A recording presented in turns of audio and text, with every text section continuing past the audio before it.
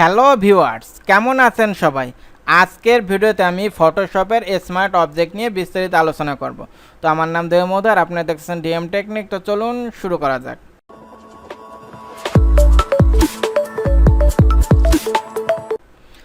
এই যে দেখেন, আমি একটা ক্যানভাস নিয়েছি। এটার সাইজটা আপনারা খেয়াল করেন। ইমেজ সাইজে যদি যাই, এটা আছে আপনার উইথ আছে 17 পয়েন্ট সামথিং, আর হাইট আছে 10 ইঞ্চি, আর রেজুলেশন আছে আপনার 72।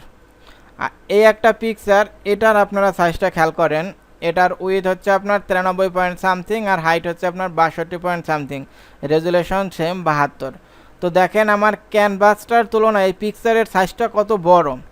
এখন আমি বড় সাইজের পিকচারটাকে আমি ছোট ক্যানভাসে অ্যাডজাস্ট করব। তা আমি এটা যে অ্যাডজাস্ট করব এবং এটা এডিট করব, এটা যদি নর্মালভাবে করি তাহলে কেমন হয়, আর স্মার্ট অবজেক্ট ইউজ করলে কেমন হয় সেটা আপনারা খেয়াল করেন, তাহলেই বুঝে যাবেন যে স্মার্ট অবজেক্ট জিনিসটা আসলে কী কাজে লাগে বা এটা কী। তো সেজন্য প্রথমে এটাকে সিলেকশন করি। সিলেকশন করার পর এটাকে আমি ড্র্যাগ করে এখান থেকে নিয়ে এটার উপর ছেড়ে দিই। এখন পিকচারটা যেহেতু অনেক বড়, এটাকে আমি অ্যাডজাস্ট করি। দেখেন, এটাকে আমি কন্ট্রোল টি প্রেস করে ট্রান্সফর্ম টুল নেই। এরপর এটাকে ড্র্যাগ করে ছোটো করি।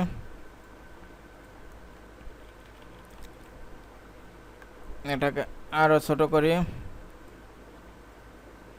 একটা বিষয় খেয়াল করেন, আমি বেশি ছোট করছি, তো এটা আমি ইচ্ছা করে করছি। এখন দেখেন, এটা ছোট করে আমি ইন্টারে ক্লিক করলাম। এখন আমি এটাকে আবার ড্র্যাগ করে বড় করি।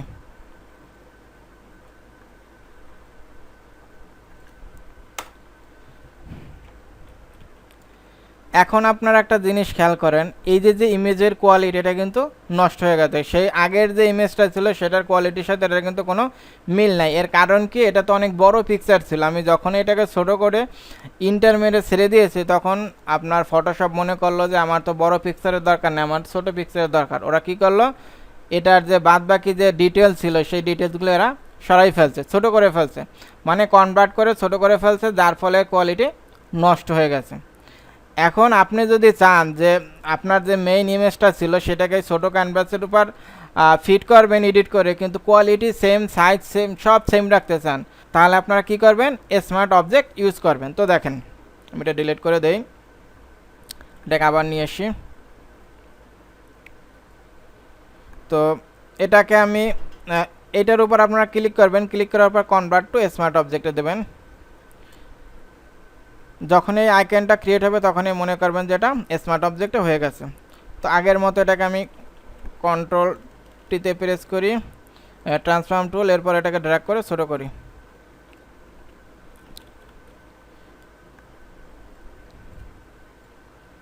এটাকে আমি আরও ছোটো করি, আরও ছোটো করি। দেখেন, এরপর ছেড়ে দিলাম আগের বারের মতো। এখন আবার এটাকে আমি ড্র্যাগ করে বড় করি।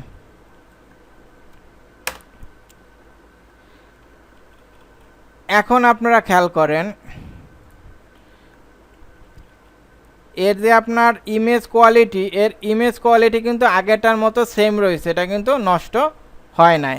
এর কারণ এটা এখন আর নর্মাল লেয়ারে নাই, এটা হয়েছে কি স্মার্ট অবজেক্ট।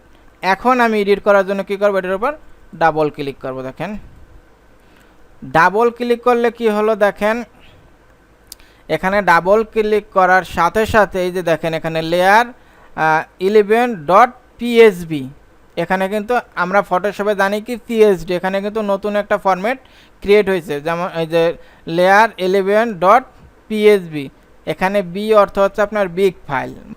তখনও কি করে, আপনি ফটোশপে একটা ফোল্ডার ক্রিয়েট করে, এই যে যেমন সেটা ক্রিয়েট করছে।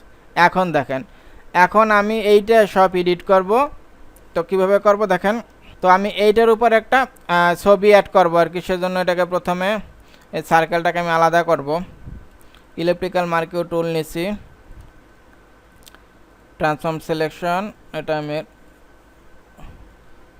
এর সাথে অ্যাড করাই সুন্দর করে। ওকে,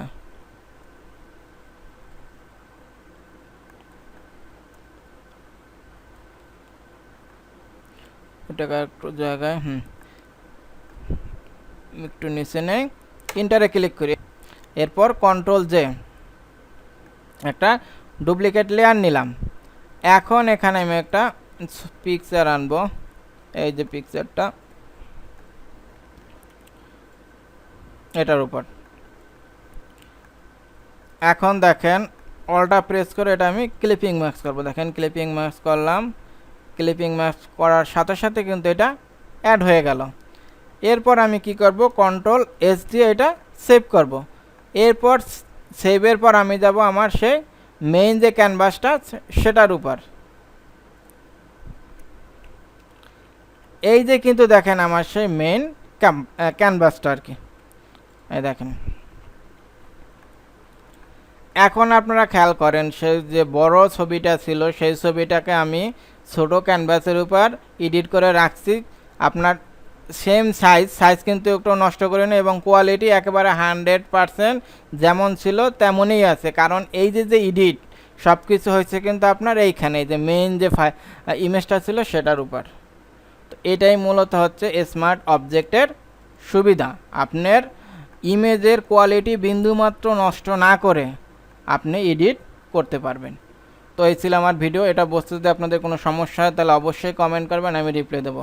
ভালো থাকবেন সবাই, নিজের খেয়াল রাখবেন। Thank you, bye, take care.